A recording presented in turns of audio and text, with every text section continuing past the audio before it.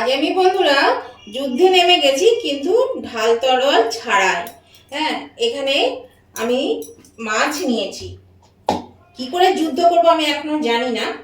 তো এই মাছের মধ্যে নুন আর হলুদ দিয়ে দিলাম, আর দিয়ে দিচ্ছি একটু সর্ষের তেল। এখানে আমি কই মাছ নিয়েছি, কই মাছ তো খুব ফাটে, সেই জন্য একটু সর্ষের তেল নিয়েছি। তো আমি এখনো জানি না আমি মাছটা কিভাবে রান্না করব। সেই জন্যেই আমি ঢাল তরোয়াল ছাড়াই কিন্তু যুদ্ধে নেমে গেছি। তো মাছটা ভাজতে ভাজতে দেখা যাবে আমি কি করব না করব, চিন্তা ভাবনা করব। তো দেখুন, এখানে আমি 600 গ্রাম মতন কই মাছ নিয়েছি। জোর জবরদস্তি আমাকে দিয়েছে মাছটা। আমার বাড়িতে আমি মাছ কিনি, তো সেই অল্প মাছ ছিল, বললো সব বিক্রি হয়ে গেছে, এটা নিতে হবে, আমি নেব না। আর এই গরমের দিনে ছোট মাছ দাদা খেতে একদম পছন্দ করে না, মানে ভীষণ বকাঝকা করে ছোট মাছ নিলে। মানে এই সময় পুকুরে জল কমে যায়, নানান রকমের মানে রোগ জ্বালা হয়, সেই জন্য ছোট মাছটা নিতে বারণ করে। তো দেখুন, মাছে কিন্তু ডিমও হয়ে গেছে। এই যে মাছগুলো বেশ বড় বড় ছিল, জানেন, দেখছেন তো, দুভাগ করে নিয়েছি, তার মানে বেশ বড় বড় ছিল। পিসগুলো দেখুন বড় বড়ই হয়েছে। আর এই দেখুন বেশ ডিম আছে, ডিমগুলো বেরিয়ে গেছে। তো সেই যাই হোক, তো আমি সুমনা চলে এসেছি আমার রেসিপি নিয়ে একটা। আশা করি আপনারা সকলে ভালো আছেন, সুস্থ আছেন। আমার সকল বন্ধুদেরকে আমার পরিবারে স্বাগত জানিয়ে আজকে আমি আমার রেসিপি শুরু করছি। তো প্রথমে আমি এই মাছগুলো ভেজে নেব। তো আমার আমি বলেছিলাম একটা রুইয়ের পিস দিতে, তো সেই এই লেজাটা দিয়েছে। এটা ওজনের বাইরেই এটা দিয়েছে, এটা দাম টাম নেয়নি। কারণ আমার ছেলে আবার এগুলো পছন্দ করে না, আর কোনো রকম একদিন খাবে, তো এক পিস খাবে, তো আর খাবে না। এখানে যা মাছ আছে তাতে আমার 2 দিন হয়ে যাবে। তো চলুন, মাছগুলো দেখুন নুন হলুদ মাখানো হয়ে গেছে, আমি এগুলো ভেজে নিই। এরকম বন্ধুরা কড়াই তেল দিয়ে দিচ্ছি, তেলটা গরম হয়ে গেছে। এর মধ্যে দিয়ে দিচ্ছি একটু লবণ, তাহলে পরে মাছগুলো তলে লাগবে না। আর দিয়ে দিচ্ছি সামান্য একটু হলুদ, তাহলে পরে মাছগুলো চেষ্টা করবো যাতে না ফোটে, সেই জন্য হলুদটা আমি দিলাম। এটা একটু নাড়িয়ে নিলাম। আর খুব ধোঁয়াটা গরম হয়েছিল, আমি আঁচটা এখন কমিয়ে দিয়েছি। এটা নেড়ে দিয়ে আমি কিন্তু একদম আঁচ কমিয়ে এগুলো ছাড়বো, তার মানে কিন্তু দুটো থাকবে। তো এবারে আমি আগে মাছগুলো ভেজে নিই। এই দেখুন বন্ধুরা, মাছটা ভেজে আমি তুলে নিয়েছি। মাছগুলোকে আমি এরকম ভাবে ভেজে নিয়েছি। এই দেখুন বন্ধুরা, এবার আমি এই মাছটার জন্য তো বললাম ঢাল তরোয়াল ছাড়াই আমি যুদ্ধে নেমেছি। তো শেষে দেখলাম ডালাতে কাঁচকলা আছে, কাঁচকলাগুলো কিছু করা হচ্ছে না। এখানে দুটো কাঁচকলাকে আমি এরকম পিস করে কেটে নিয়েছি, এরকম পিস করে কেটে নিয়েছি। আর দুটো মিডিয়াম সাইজের আলুকেও এরকম ভাবে পিস করে নিয়েছি। আর নিয়েছি আমি আমার বাগান থেকে তুলে নিয়ে এসেছি থানকুনি পাতা। এই থানকুনি পাতা দিয়ে আজকে আমি এই মাছের ঝোলটা, একটা হেলদি মাছের ঝোল করব, মশলা ছাড়াই বলতে গেলে। তো চলুন তাহলে আমি এবার এটা রান্নাটা শুরু করে নিই। এই দেখুন বন্ধুরা, মাছ ভাজার তেলটা দেখুন, আমি যে হলুদ আর নুন দিয়েছিলাম, দেখুন একটুও তলে কিন্তু লাগেনি, আর ফোটেও নি, জানেন তো, বললাম না একটু হলুদ দিলে আর তেল দিয়ে মাখিয়ে রাখলে ফুটবে না, একদম ফোটেনি। যে ভয়টা পাচ্ছিলাম সেটা কিন্তু হয়নি। তো এতটা তেল লাগবে না, সামান্য একটু তেল আমি তুলে রাখি। তেলটা আমি কমিয়ে নিয়েছি বন্ধুরা। এর মধ্যে দিয়ে দিচ্ছি 2 টুকরো শুকনো লঙ্কা, হাফ চামচ গোটা জিরে, আর 2টো তেজপাতা ফোড়নে। এটা আমি একটু ভেজে নেব, 10 সেকেন্ড মতন একটু ভেজে নেব, তাহলে কিন্তু ভাজাটা হয়ে যাবে। ফোড়নটা ভাজা হয়ে গেছে, দিয়ে দিচ্ছি এই যে কেটে রাখা আলু।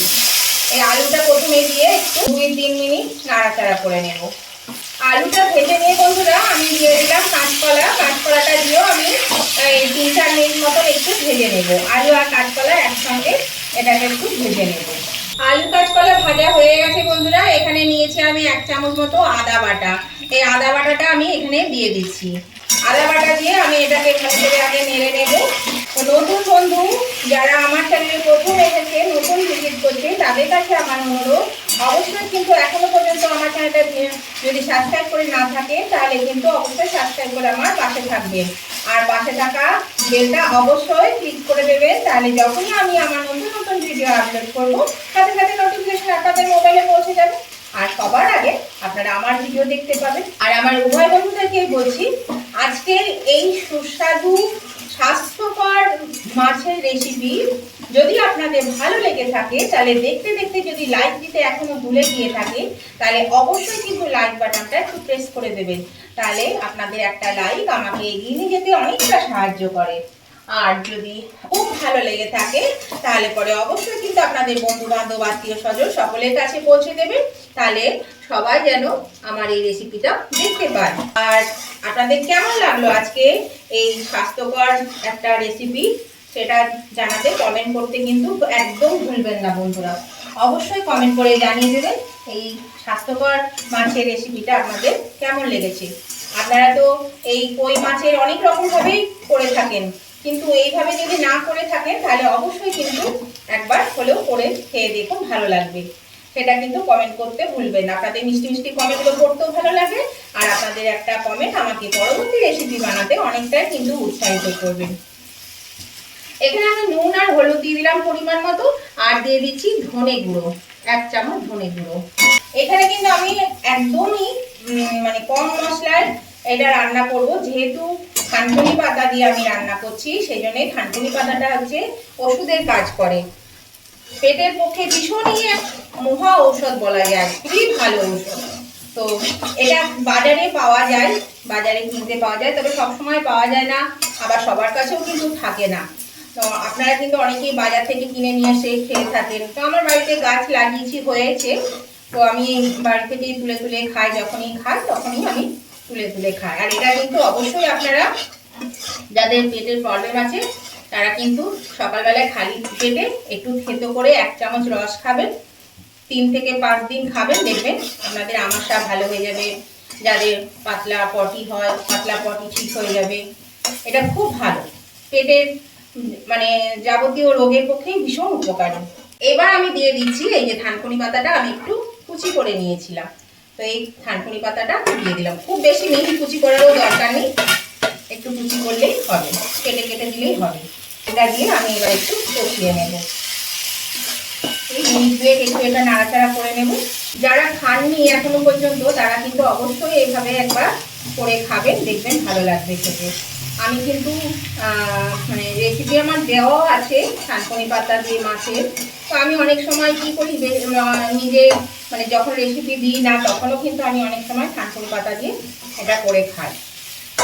আমার বাড়িতে সবাই পছন্দ করে, সবাই ঠিক খায়, আর ভালোও লাগে খেতে, জানেন, সেই জন্য কিন্তু এটা করে খায়। আর এতে কিন্তু পেঁয়াজ রসুন বা বেশি মশলা দিয়ে একদমই রান্না করবেন না, তাহলে পরে কিন্তু এই যে থানকুনি পাতার গুণাগুণটা সম্পূর্ণ নষ্ট হয়ে যাবে। এতে সামান্য একটু জল দিয়ে দিলাম, মশলাটা যাতে পুড়ে না যায় সেই জন্য একটু জল দিয়ে দিলাম। জল দিয়ে এটাকে ভালো করে নেড়ে নিই, তারপরে আমি আবার বাকি জলটুকু দিয়ে দেবো। দেখুন বন্ধুরা, এটা কষানো হয়ে গেছে।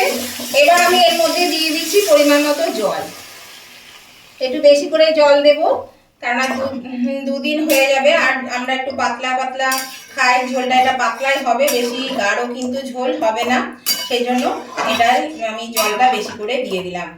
এবার আমি এটা 3-4 মিনিটের জন্য ঢাকা দিয়ে দেবো, কেননা আলু কাঁচকলা কিন্তু অলরেডি সেদ্ধ হয়ে গেছে। দেখুন এগুলো সেদ্ধ হয়ে গেছে, এই যে কেটে যাচ্ছে, তো ঢাকা দিয়ে দিলে 3-4 মিনিটের মধ্যে কিন্তু এটা সেদ্ধ হয়ে যাবে। এর মধ্যে বন্ধুরা আমি আরেকটু নুন দেবো, কারণ নুনটা আমার কম হয়েছে, সেই জন্য আরেকটু নুন দিয়ে দিলাম। আর দিয়ে দিচ্ছি সামান্য একটু হলুদ, হলুদটাও একটু লাগবে, একটু হলুদ দিয়ে দিলাম। আর দিয়ে দেবো ঝাল অনুযায়ী সামান্য একটু লঙ্কা বাটা, কাঁচা লঙ্কা বাটা, এখানে আমি একটু কাঁচা লঙ্কা বাটা দিয়ে দিলাম। এবার আমি এটা নেড়ে চেড়ে ঢাকা দিয়ে দিচ্ছি। এবার বন্ধুরা আমি ঢাকাটা খুলে দিচ্ছি। আলু কাঁচকলা কিন্তু সিদ্ধ হয়ে গেছে, একদম সেদ্ধ হয়ে গেছে। কাঁচকলা তো বেশিক্ষণ লাগে না, এই দেখুন। আর আলুগুলো তখনই বললাম কষতে কষতে সেদ্ধ হয়ে গেছে, এই যে আলুগুলো সেদ্ধ হয়ে গেছে, এই দেখুন আলু সিদ্ধ হয়ে গেছে। বেশি সেদ্ধ করলে আবার কি হবে, গলে যাবে। এবার আমি আঁচটা বাড়িয়ে দিলাম, আর আমি এর মধ্যে মাছগুলো সব দিয়ে দিচ্ছি।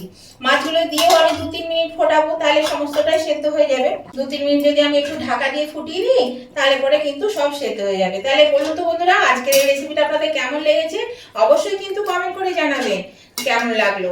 এরকম পাতলা ঝোল গরমের দিনে পেটের পক্ষে ভীষণ ভালো, সব সময়ই ভালো। সব সময় তো আর রিচ খাবার ভালো লাগে না, এইটা খেলে খুবই উপকার হয়। এটা যে কোনো মাছে করতে পারো। এটা এখানে যেহেতু আমি কই মাছ নিয়েছি বলে কই মাছের করলাম।